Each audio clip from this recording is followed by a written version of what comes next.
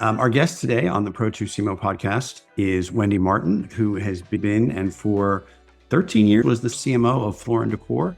And prior to that, built a great career within the world of Home Depot. Thank you, Wendy, so much for your time today. And welcome to our Pro2 CMO podcast, where we're trying to help the younger generation of marketers grow their career. Why don't you share with us a little bit about your career journey and how you got from the beginning into being a CMO? First of all, thank you so much for having me. It's going to be fun to talk to you about what's happening in the marketplace. So yeah, I've spent the last 13 years with Floor Decor. Prior to that, had some time in Fashion Express. And as you mentioned, really cut my teeth at Home Depot. So through all that, have been in the marketing world and have enjoyed learning and growing and exploring, through the lens of advertising, marketing, customer insight, retail. I'd love to just understand, as you've been in marketing recently, what's been the biggest thing that surprised you about what's changed and what's new and what's going on out there in marketing? What's going on there in the marketplace, obviously, the complexity of what a marketer is up against today is going to constantly be a battle for us, right? How do we get the right message, right time to the customer? I think that as I think about it, and as I've worked with my teams in the past to think about it, just simplifying down to trying to keep the customer top of mind. What's best for customer? If we talk about a technological solution, are we doing something here that will make it easier for us to help our customer? If we're talking about a communication touch point, a message choice that we're making, how do we simplify that down? But certainly the toughest thing out there right now is just complexity. One of the things that we talked about, and I was really impressed during our first conversation we had a few months ago, right? And made me want to invite you onto this conversation, was your career at Home Depot and how you started there and the growth journey that the organization was on and how that impacted your ability to grow. And we see that in our world, right? Career growth is so important.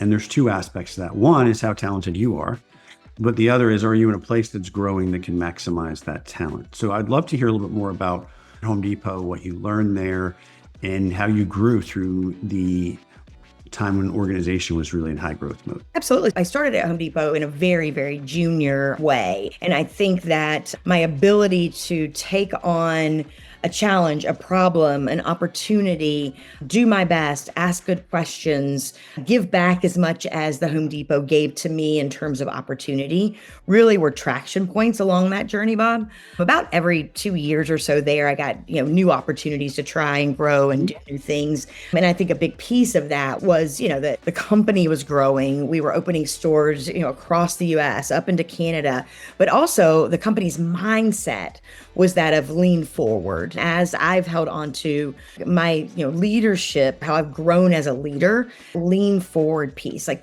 what's next? How are we going to do it better? Even in those early days, I was always thinking that way. And I think that's why I not only survived there, but thrived there. You're right. There's kind of this marriage of right place, right time. And I think a lot of our entry level and mid-level managers, it's good advice to say, try, lean in. If you haven't done it before, it's okay. Get alignment with your supervisor or your leader. You can't go off renegading too much, but especially in today's world, but try some new things, test something, lean into an idea, bring something to the table. Don't wait to be asked. And I think those were a lot of the things I did in those early days. Those are the folks I see. Those are the folks that I appreciate. Those are the folks that I think will grow in today's marketing world. Well, and I think you hit on something that is really important from a mindset perspective of a junior person trying to grow their career, right? You said that you were trying to give back to the organization, right? As the organization was giving to you. And it's easy to sit and pick on generations. We're Generation X, and everybody thought we were the craziest generation when we got out of college. And I think that's generally misused. But I think one of the things that we've seen with more junior marketers now that we didn't used to see is more of an expectation of what I can receive versus what I can give. And so the balance there of putting the organization first, which will ultimately in the long term help you. Talk a little bit about just what your mindset was when you were at that stage in your career and how you viewed that. A lot of people ask me when I came out of college or my first sort of entree at an ad agency, what were my career milestone goals? And I would tell you today, I had none. I didn't know what next looked like. And I don't mean that I was rudderless. I can't say that I sat back and said, I'm going to be a CMO someday. Good things happened to me and I did great work and I got to that place and earned my way there. But along that journey, I think I did have respect. I had respect for the work I could do. I had respect for my team. I had respect for my peers. I think that's a long lost art. Looking left and right and saying, how do I work well with others? How do I work well with other departments? How do I work well within the ecosystem of a marketing organization? I had respect for the vision of the business. And certainly agency partners, managing third parties has been a big piece of my success. And I think that understanding the customer, probably in my earliest days, was probably what I did least. I thought least about the customer. And as I've evolved, I think I've thought most about the customer over time. The mission that you're trying to accomplish ultimately for the customer very early on makes a huge difference in how you'll contribute to a business. Yeah, I think it's really important, right? The people we talk to on a daily basis, they put the customer first, they put their organization first, they put their team first, and they're kind of very selfless about the way they view themselves in the process. And it's amazing how that kind of mindset allows you to move forward when you're not even focusing on yourself. You're focused on doing what's right by the business, the customer, and your team. Yeah. Sure. Even a budget discussion, which are never any of our favorites, right? Often the budget discussion is Wendy wants blah, blah, blah, da, da, da. Wendy doesn't want $1. I want this for my store. I want this for my associate sitting in Minneapolis. I want this for that customer who is yet to know about this business. So I think that's an important way also to even think about a budget conversation. When you look at marketing and where marketing is going, if you were starting your career over and you were at that level that is entry level, 5 years experience, manager, senior manager, what is it you would be looking at? What do I need to know? What do I need to learn? And how can I future-proof my career? Sure. I mean, obviously, the time where we are now versus where we were then is very different from a technological perspective. An iPhone and Macs and us doing what we're doing right now, sitting in two very different places, but having a wonderful conversation didn't exist then, right? So, Jenny, to our conversation earlier on generation, everybody's going to evolve. 10 years from now will be different than it is today. So I think the idea that you're willing to evolve, the idea that you have an open mind, I mentioned earlier that lean forward. Don't be, and I use the word scared loosely. I don't think people generally are scared, but don't have too much trepidation about having to know everything before you do the next thing, but know enough, experience enough, get your hands dirty, roll up your sleeves enough to be able to say, hey, I'm ready to be the senior level of the thing I am, a coordinator to a senior coordinator, to a manager, to a senior manager, et cetera. I think that's important to think about. Your inclinations are you more of a creative minded person? Are you more of an analytical person? Somewhere along that journey, if you want that broader scope, if you want to grow into that CMO, if you want to understand brand development, take a risk, go parallel, maybe step back, maybe take a position backwards for a minute to learn a different piece of the business. And that will certainly help your trajectory over time. I did that a lot. I certainly stayed parallel and took on different responsibilities as I grew in order to expand what I call my sort of toolbox or my knowledge base. Right. So you talked about leaning forward, right? And that kind of being the mindset or the mantra at Home Depot and trying new things. And one of the things that we try to encourage as we talk to people is it's okay to fail, right? And I think there's a fear of that holds people back in all instances.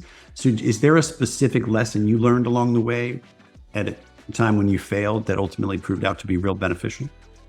I think what I say often to teams that have worked with and for me and partners in other areas of the organization is failure is fine as long as we learn something, right? I think my biggest learning is we made a mistake. Let's sit down. Let's hindsight quickly. Let's learn from it. And let's try to garner, what we can do differently. If you don't have your goals, if you go into something and you don't know what your goal was, I don't know how you measure it. And that, I think, is also a struggle for a lot of people. They'll try something and they'll say, I don't know if it worked or not.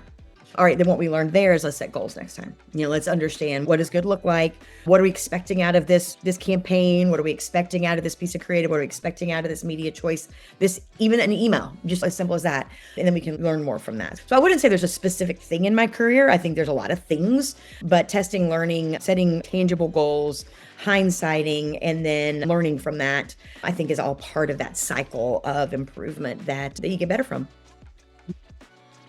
You've led teams for a long time, right? I'm assuming your first time you managed a team was at Home Depot. Yep. And then you've probably been managing teams for 20 plus years. So how has your leadership style evolved, and what would you say is the leadership style that you have today? Leadership is obviously something I think that changes week after week, and it applies to your home life, your work life, your spousal relationship, your friendships. I just think that's a constant evolution.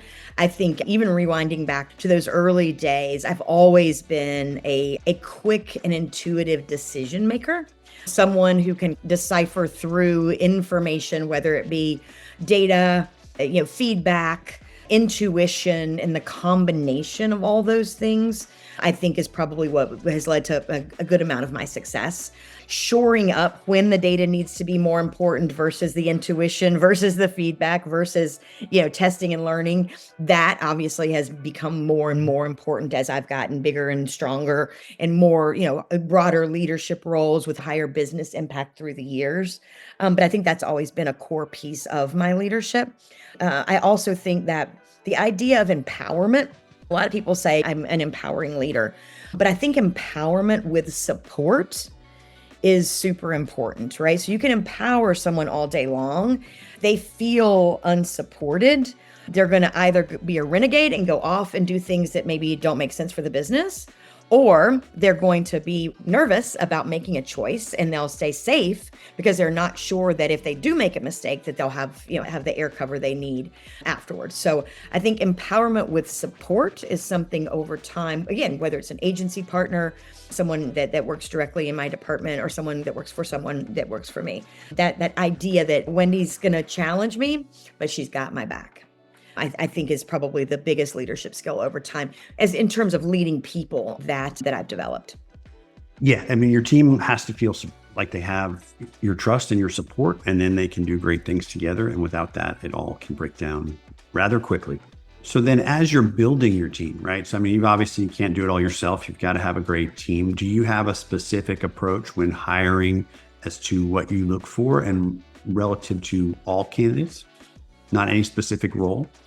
I believe I do well in that decision making. So I'll often be talking to folks and trying to understand, how do they problem solve? How do they decision make? Because anybody, I don't care what role you have, you're going to have a problem you have to figure out, and you're going to have to make some decisions at any role. And so typically I'm trying to look for, how might they do that? The questions I may ask, even in conversation that I might be having, like you and I are having right now, I might be trying to decipher, like, how are they going to decide in a moment? Are they fight or flight? What do they do in those moments? Because I do believe in fast-paced, I've been in fast-paced, high-growth retail my entire career. That is a key skill that's needed. So I'm often looking for that and trying to hone in on that. Additionally, I think someone who smiles, I think someone who can have a little bit of fun. What we do should have a little bit of an enjoyable aspect to it, and seeing if they truly love the discipline that they're engaged in. So a little bit of that enjoyable. Am I really liking this? I think it will pay off when they get into a role inside the business. And then the last piece, I think, is I'll often ask questions, I mentioned this earlier as well, about how they work with others, that collaboration piece. An individual contributor is fantastic. Most of us, though, have to work with somebody. And I think that collaboration piece always leans into someone who will eventually be a great player on a team. Okay. So as you are evaluating talent and as you're looking at people that you might hire, one of the other things that kind of jumps out to me about your career is you really stayed in places for an extended period of time, right? You were at Home Depot for 12 years. You were at Express for about 5.5 years, and then about 13.5 years at Floor Decor. I have those numbers close to correct? Yep, you got it. All right. And you were able to build a career where you can now demonstrate the success you had at each place because you were there long enough to do so, right? And as an executive search firm, that's really meaningful to us and to our clients. But how do you see that as someone who's hiring marketers? I didn't go to those places necessarily saying I was going to stay that long. I did think that I went to organizations that had a lot of opportunity for me. And again, just kind of took the bull by the horns a little bit, like we talked about earlier.